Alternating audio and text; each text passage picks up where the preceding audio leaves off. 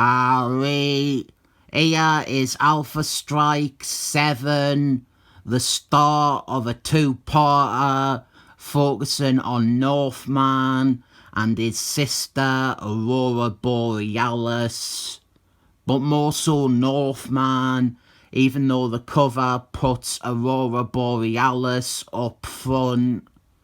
It also introduces us to a recurring Alpha Strike character called Nemesis. Sometimes she is a bad guy, sometimes she is on their side, and she has a good design. This is a Jason Byrne issue, and the general assessment of Alpha Strike as a series is that the first 28 issues are good, and then Jason Byrne leaves and it is downhill and awful for the remaining 102 issues. I am keen to try and bust down some of that myth.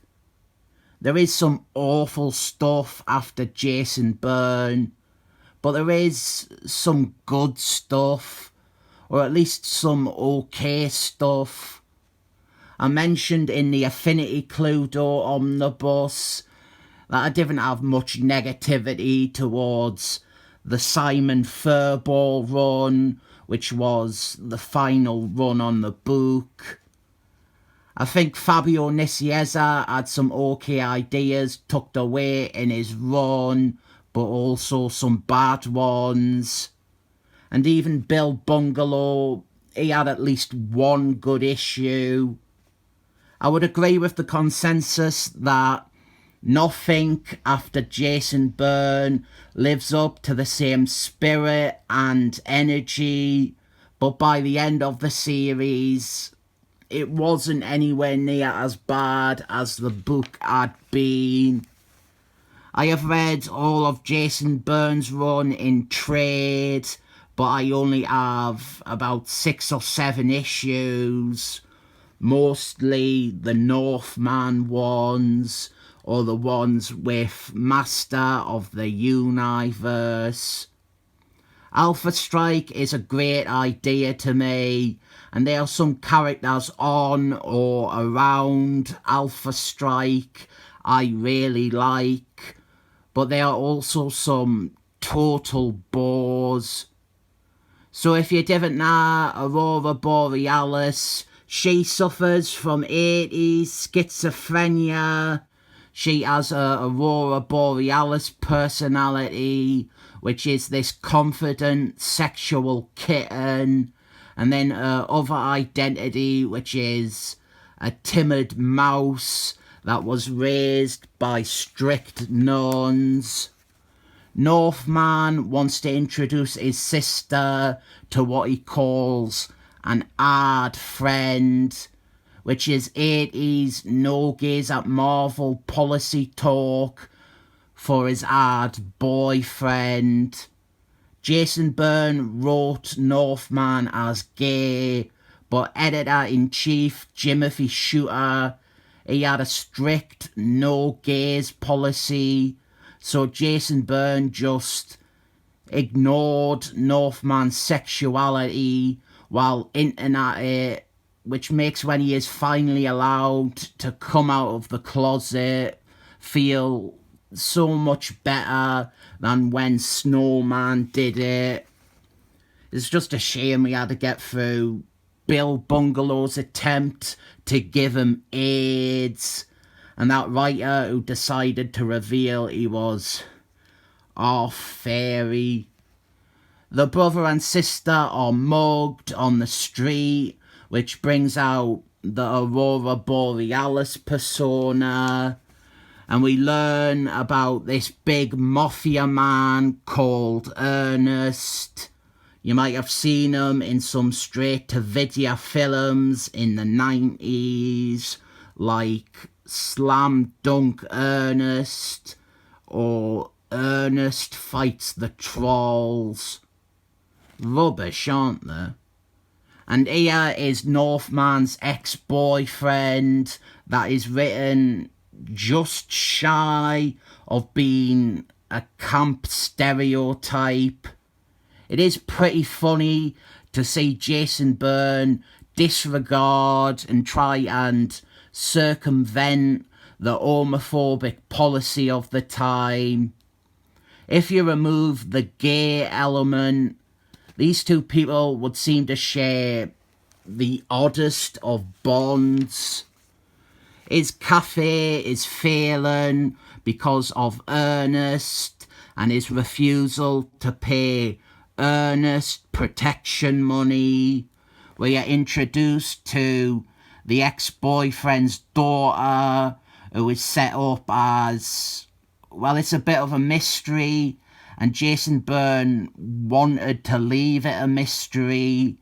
The identity of Nemesis, it is a mystery that gets screwed up by Bill Bungalow.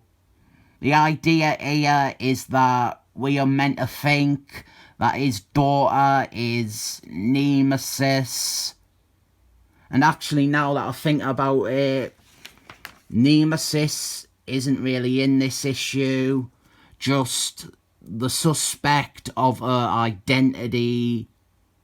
And if you're wondering how Northman's gay ex-boyfriend has a daughter, Jason Byrne has a lot of dialogue acknowledging it that is so blatant. I didn't understand how nobody in editorial cottoned on that Jason Byrne was sneaking gays into his comics. I am all in favour of this, by the way. That policy was disgusting, and it deserved to be rebelled against like this. Then they are all accosted by mafia goons sent by Ernest, and they take the ex-boyfriend away and also Aurora Borealis, who they mistake for his daughter. And here is Ernest, but he's not wearing his cap, which is confusing, and he doesn't say whatever his catchphrase is. I didn't know his catchphrase. Did he have a catchphrase?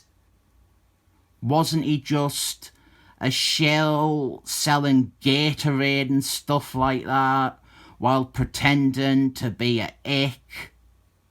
Now he has a power, maybe a muty power. I didn't remember its origin. Maybe it's from all the Gatorade. He has a death touch, and he uses it to kill Northman's ex-boyfriend. And here is something that would be insane melodrama and overreaction if you didn't know they were meant to be former gay lovers. Very good writing again that blatantly hints at Northman's sexuality without explicitly spelling it out. Northman, he swears revenge on Ernest, and that is kind of the end. Subplot time, or as it so accurately puts it, unconnected interlude. We see a sexy woman recruit one of Alpha Strike's former members who dropped out of training. Then after this, we have a backup story detailing the origin of a member of Alpha Strike. The first few issues had backup stories like this, since all these characters didn't have established backstory before. This time, it is one of those characters I described as total bores. The story itself is fine, and it is essential backstory. It also means Jason Byrne, he can include some more of the team in an issue that's main story is just two characters. That was a common complaint about Jason Byrne's run, that he didn't have the team all together much. I like this issue, this two-part story. It is a good Northman story with some really well done character building for him.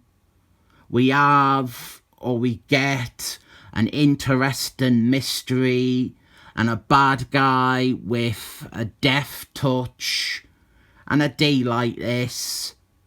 Maybe there is a lack of action or super heroics, but I like Northman as a character, and I like fleshing him out and stuff. Wait until I review the second part and you see how good a design Nemesis has before you decide that this story looks boring and shit. I rate it 7 thumbs up.